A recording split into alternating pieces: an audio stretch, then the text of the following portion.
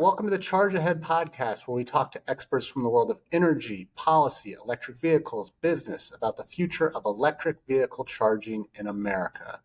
Today, we're very lucky. We're being joined by Loren McDonald. He is the founder of EVAdoption, which is an awesome resource for anyone who's interested in electric vehicles and EV charging. He's been a policy wonk, a nerd, an enthusiast about EVs for several years. And back in 2017, he started his site, EVAdoption, which has tons of resources. We can't recommend it highly enough. But he might know more than just about anyone in America how the federal government is spending $7.5 billion to jumpstart the nation's EV charging network. So we're really lucky to have him here today. Welcome, Loren. Great. Thanks a lot, Ryan. Really excited to be on. And I'm not sure how excited I am about being proud of knowing how $7.5 billion is going to be spent, but somebody's got to monitor it and help companies navigate it. So it's really exploded, as you know, and we're going to dive into that during this podcast. If you weren't keeping track of it, if you weren't keeping track of it, I don't know who would be. So we really appreciate what you're doing. Just for the novices out there, though, let's get started. Explain to us, what is this NEVI program that we're going to be talking about, and where are we in this process of NEVI? Yeah, great. So, us, you call me a nerd, us nerds, we all refer to it just by its acronym. And so we'll probably be several acronyms today, but NEVI stands for National Electric Vehicle Infrastructure. As you mentioned, it's actually, there's sort of, the way we need to think about it is two programs and sort of phases. The part of it that most people are aware of and that we're going to talk most about today is the $5 billion of that $7.5 billion that's being allocated from the federal government out to the states. And they use any sort of highway wonks and nerds will understand this, but every state has a sort of a formula of like the federal government funds that they get to build out highways and bridges. They use that same formula to allocate that $5 billion out to the states. So Texas and California get plus or minus 400 million, and Puerto Rico and Alaska get like 5 million or something. That's not the exact number. I'm just sort of giving the scale. But that part of the NEVI program is really in two phases. The first phase is to build out the fast charging on what's called alternative fuel corridors. So we'll use the acronym AFCs today, but every 50 miles, 1 mile from the highway, 4 fast chargers. And so this federal money is going to the states. They do a competitive grant process, and companies bid on sort of those different sites that meet the federal government's AFC corridor requirements. Yeah. And so in terms of the EV charging marketplace, because this whole federal program, the whole idea behind it is to sort of jumpstart a network of EV chargers all across the nation. And here at Charge Ahead Partnership, that's kind of what we're all about. We're all about expanding access to EV charging. But one of the big problems has been that up until this point and still today, EV charging marketplace is really dependent on grants, on tax rebates, on partnerships. A lot of these businesses that get into EV charging sort of view it as a loss leader, the type of thing that they might do in order to attract new customers, right, but don't actually make money doing it. How have you seen that impact the customer experience and people's perception of EV chargers? Yeah, I think it's helpful to probably take a step back and look at sort of the types of organizations that are building out the charging infrastructure, and sort of to your point, Ryan, what their intent and goal and business objectives are. And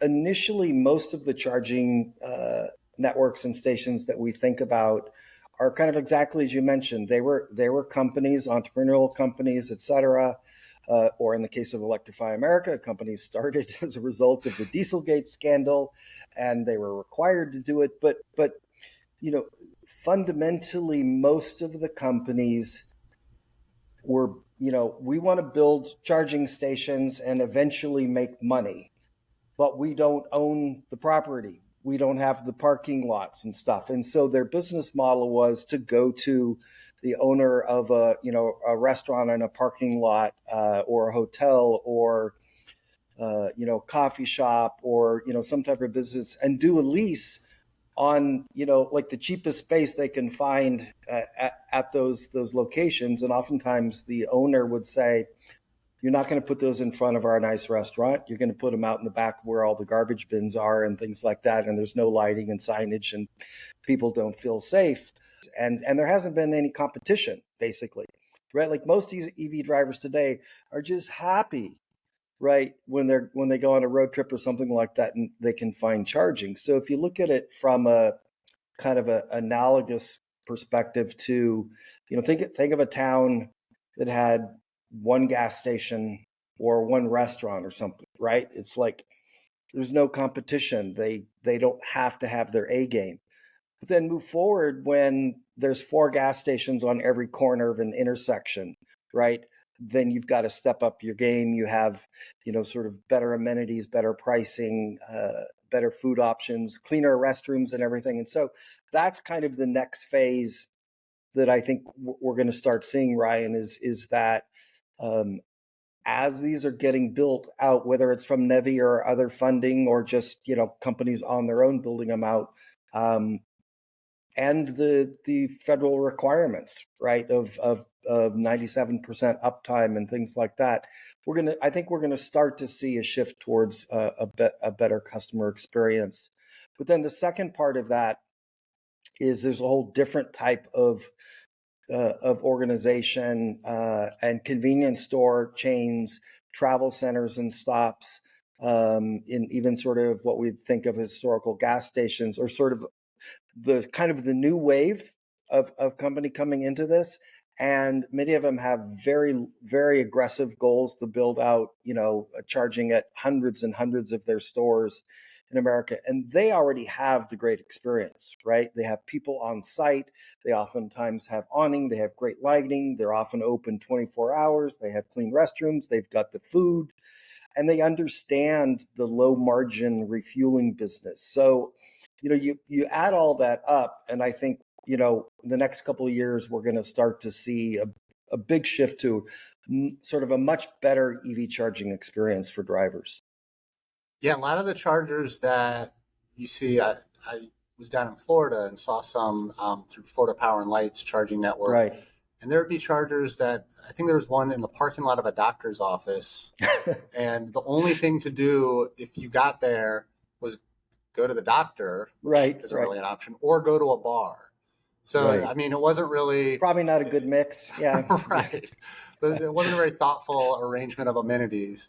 Do you think the NEVI program, you talked about sort of private businesses are looking for ways to compete and to kind of get a foothold in this. Do you think the NEVI program, the way it's set up, is going to help facilitate that? I think there's a lot of pieces of it that are going to help improve from the locations.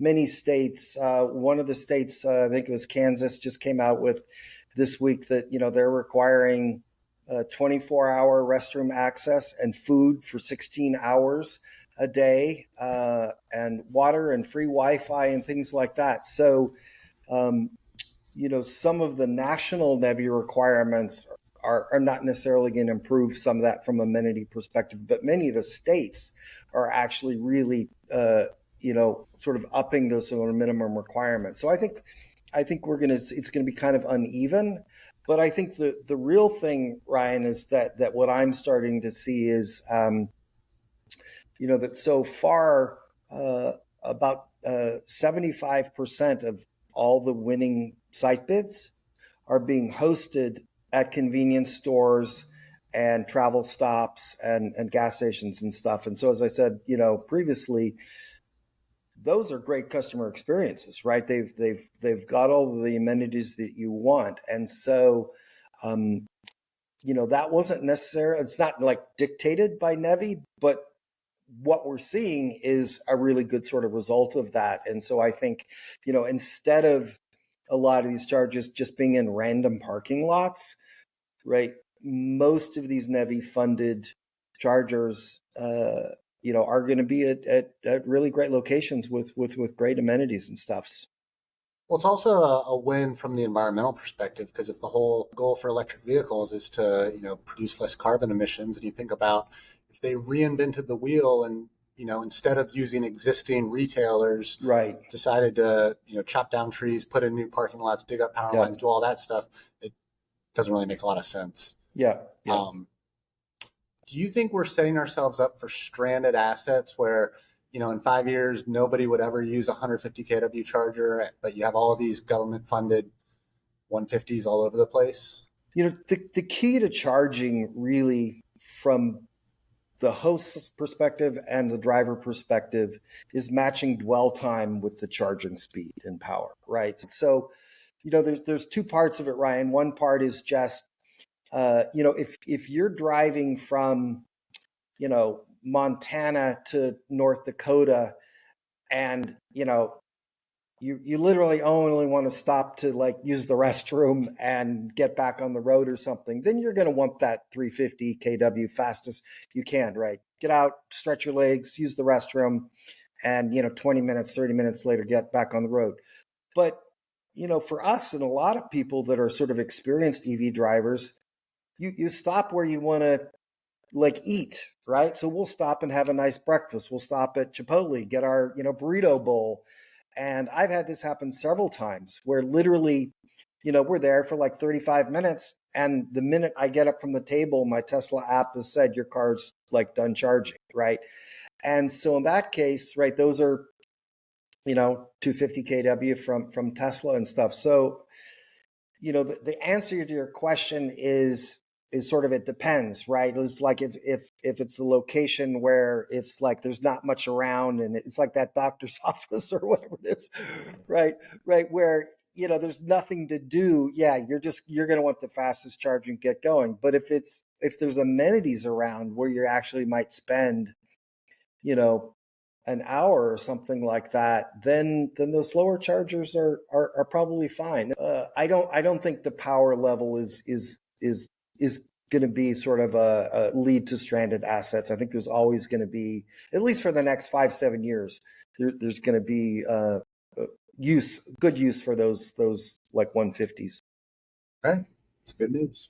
One of the requirements within the NEVI program is that a certain number of chargers go in low income areas. Right. And that aspect of it has garnered some criticism from, people saying there's not as many EVs there and we're spending all this money to put chargers that will never be used in poor neighborhoods.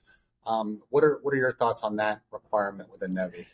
Yeah, I agree with some of the criticism. That's always been to me, it's like federal funding. Obviously, it's your and my money. It's our taxpayer dollars. So it can't just go to, upper income people who can afford $100,000 EVs. It's got to go to everybody. The problem with that is lower income people can't afford to buy EVs. In fact, they don't buy new cars, right? They buy used cars with the cash they have. And so the demographics are such that, yes, we have to,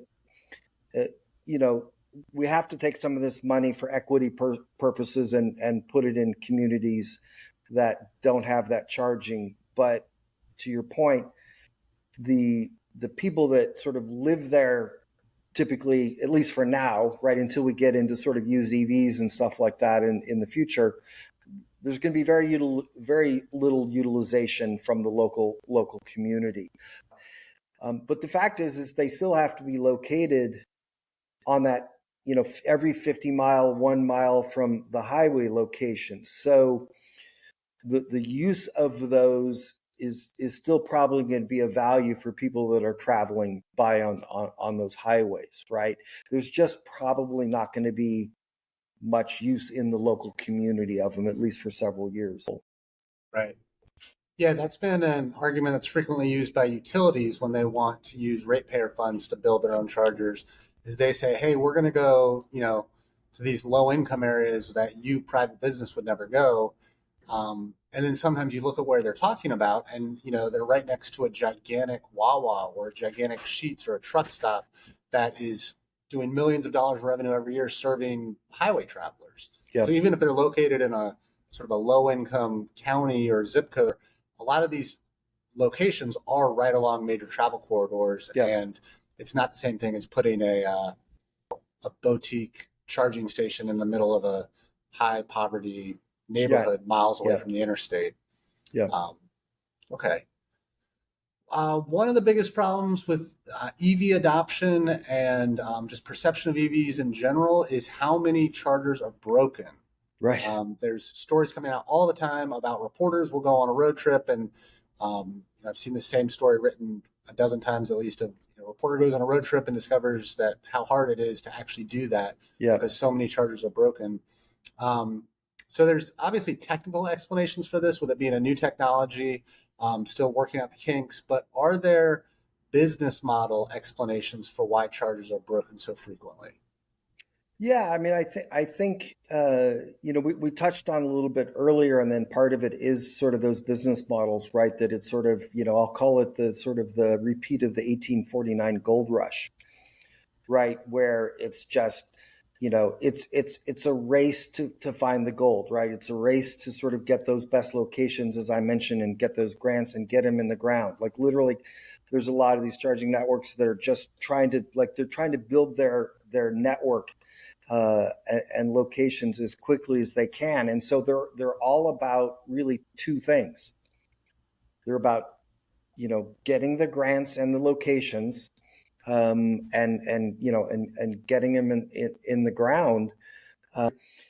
But yeah, I mean, there isn't much competition in many cases, and so there's no incentive to like build that great charging experience and reliability. But in fairness, I mean, the charging networks certainly are trying, and they're not proud of 75% uptime, right? But a lot of it is just the speed at which they're moving, right? So they're buying these fast chargers that oftentimes aren't sort of fully tested.